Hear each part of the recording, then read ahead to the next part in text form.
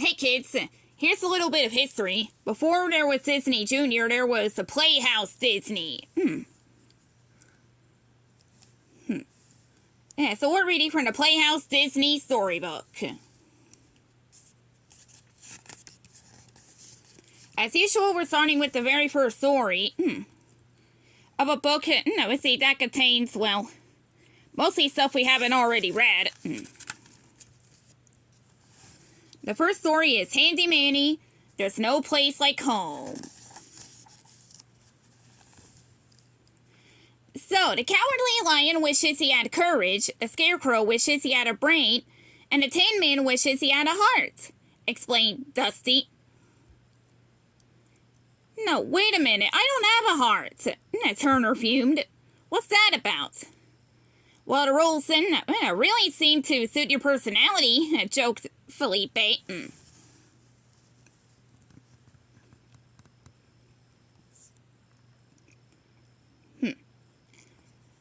I see you guys are getting excited about the community theater's big production of The Wizard of Oz, said Manny.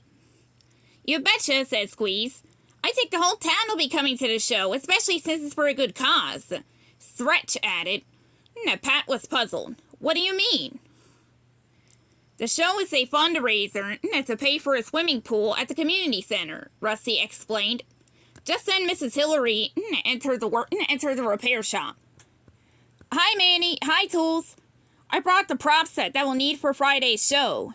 Terrific, said Manny. We'll install hooks in them, attach wires, and hang them over the stage for you before tonight's rehearsal.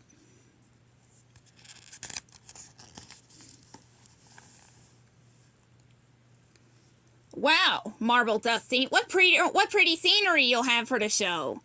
The kids from the community center did all the work themselves, gushed Mrs. Hillary. I'm so proud of them. And they're very lucky to have such a great music teacher, Manny added. Aw, thanks, Manny, Mrs. Hillary blushed. Well, I'd better get back to the theater. See you at dress rehearsal. Pat panicked. Dress rehearsal? But I never worn a dress before. No, grumbled Turner. A dress rehearsal is when actors practice the entire show from start to finish in costume. Oh, phew, Pat exclaimed. So it's just the actors who have to wear the dresses, right? Hoo boy, Turner groaned. I give up. Once they installed the hooks onto the backs of the wooden props, Manny and the Tools headed to Kelly's hardware store. Kelly, we need heavy gauge wire to hang 6 large wooden props from the theater ceiling. Do you have enough wire? Well, that depends on how much you need, she answered. Stretch did the quick calculations. We need 6 feet of wire to hang each one, so 6 times 6 equals 36 feet of wire. Sorry, I can't give you 36 feet of wire, Kelly reported, sounding a bit sad. The Tools all sighed with disappointment. You should always order a little bit more than you need. So I'll give you 40 feet to be on the safe side.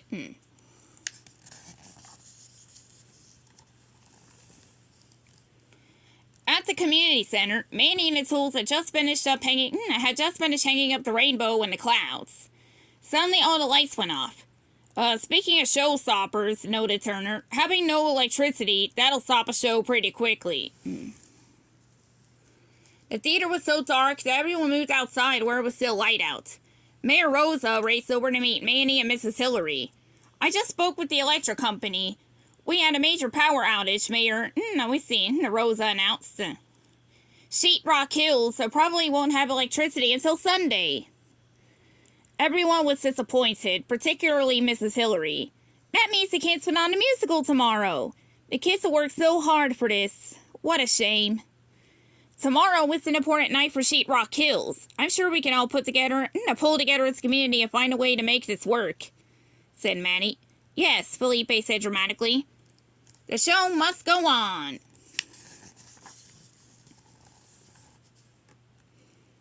It's so hot and dark in the theater without electricity, reasons Stretch. Since it's summer, why not move the show outside? That's a great idea. A musical under the stars. I love it, exclaimed Mrs. Hillary. Yes, he could perform right in the park. We'll transform the gazebo into a stage, suggested Mayor Rosa. Everyone was excited about the new plan. When it was still light out, Manny and the Tools drove around town looking for special items they would need for the performance in the park. Everyone at Sheetrock Hills was happy to help out. Here you go, Mrs. Portillo said, handing Manny a box of lights. You may want to ask Mrs. Lee if she has some, if she has some as well. I think I saw battery-operated lights on her house last Christmas. Thanks for your help, Senora, said Manny. These will be great for lighting up the park tomorrow night. It'll be the brightest spot at Sheetrock Hills. Everyone will flock to it, exclaimed Dusty. The next morning, everyone met at the park. Mr. and Mrs. Salazar, thank you for bringing carts from your golf course, Manny said, smiling. They will really help out with tonight's production. Anything for a good cause, replied Mrs. Salazar. Two boys in skateboarding gear pulled their wagons toward Mrs. Hillary. Thanks, boys, she said. You can leave your skateboard ramps right here. Kelly and Elliot worked on the sidewalk, painting shoebox lids bright yellow. I think this should do the trick, Sherman said as he brought another pile of shoebox lids from the shoe store. Great job, Sherman, said Kelly. I think we have enough bricks for our yellow brick road.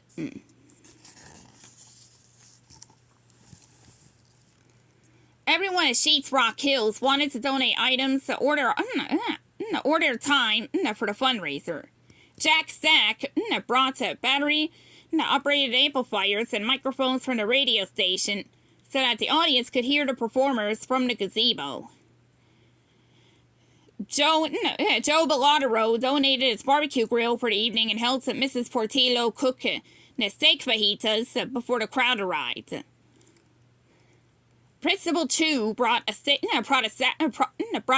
of paper plates and plastic utensils from the school cafeteria. To raise money for the community center, Mr. Lopart set up a concession stand to sell lollipops, fudge, and candy bars. Soon the park was ready for the big performance. Before the show started, Mayor Rosa spoke to the audience. If it weren't for quick thinking on the part of Manny Garcia and his tools, tonight's performance would not have been possible. Please give a round of applause to the Wizard of Sheetrock Hills. Manny blushed as the crowd cheered. We sold a record number of tickets tonight, and I'm proud to say that construction on the community center's pool will start this winter. Mayor Rosa continued. I'm so proud of Sheetrock Hills, and I'd like to thank you all for pitching in when our town needed it the most. And now, let's enjoy the show.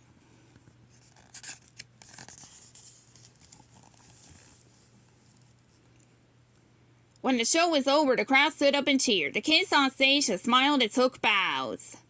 Bravo! Bravo! Shouted Felipe. Dusty was thrilled. Talk about an electrifying evening. Oh, I'm so proud of them, Mrs. Hillary said with a sob. This was the biggest turnout we've ever had for a performance, and the kids sang their hearts out. Yes, they really shined tonight, even without electricity, Kelly beamed. Fix-It barked excitedly on stage. And Fix-It did a great job playing Dorothy Saw Toto, said Manny. I'm really impressed with the people of Sheetrock Hills. They really have hearts, said the usually grouchy Turner. And don't forget they had the brains to come up with a whole new plan for the musical, added Pat. Plus it took a lot of courage to go on without electricity, said Rusty. Manny smiled at the tools. Well, as Dorothy from the Wizard of Oz said, there's no place like home. The end.